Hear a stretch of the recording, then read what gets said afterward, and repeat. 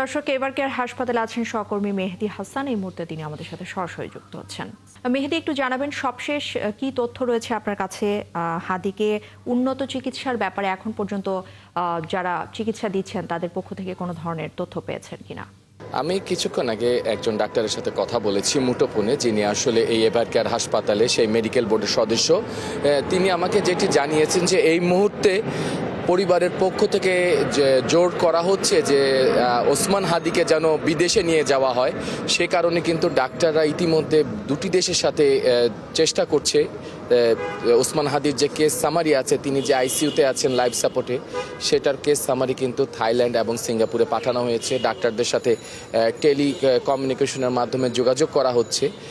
সেই দেশের দু দেশ থেকেই যোগাযোগ করা হচ্ছে এবং সেখানে এখন পর্যন্ত কোনো রেজাল্ট আসেনি। তবে থাইল্যান্ড নিয়ে যাওয়া হতে পারে, এই সিদ্ধান্তটা আসলে সরকারের পক্ষ থেকে নিতে হবে।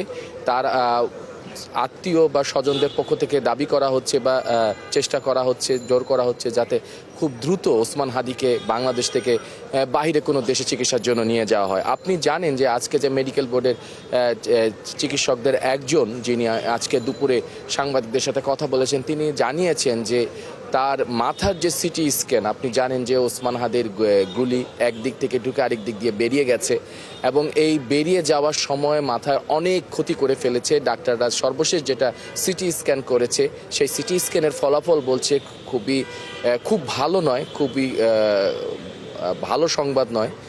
সিটি স্ক্যানের ফলাফল খুবই খারাপ। ডাক্তাররা এখনও শঙ্কিত। তার এখনও আইসিইউতে লাইফ সাপোর্টে আছে, কৃত্রিমভাবে শ্বাস প্রশ্বাস দেওয়া হচ্ছে এবং শরীরের বিভিন্ন অঙ্গগুলোর কার্যকারিতা কমলেও শুধুমাত্র কিডনির কার্যকারিতা এখনও চলমান আছে, এমনটাই দাবি করা হচ্ছে ডাক্তারের পক্ষ থেকে। এবং সর্বশেষ যেটি জানানো হয়েছে যে তার অবস্থা এখনও অপরিবর্তিত, হয়তো আরও কিছু সময় লাগবে। তবে ডাক্তাররা এখন ভাবছে যে যদি বিদেশে কোনো হাসপাতালে তাকে নিয়ে যাওয়া যেতে পারে তাহলে হয়তো ভালো হতে পারে, এমনও মিশ্র প্রতিক্রিয়াও ডাক্তারদের মধ্যে এমন শোনা গেছে। তবে যেহেতু সব খরচ সরকার বহন করবে, পরিবারের পক্ষ থেকেও দাবি করা হচ্ছে যে তাকে যেন বিদেশে নিয়ে যাওয়া হয়।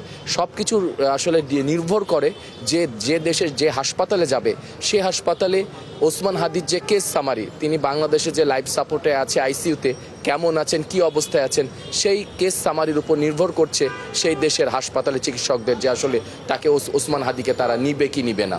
মেহেদী হাসান, ধন্যবাদ আপনাকে আমাদের সাথে যুক্ত হবার জন্য।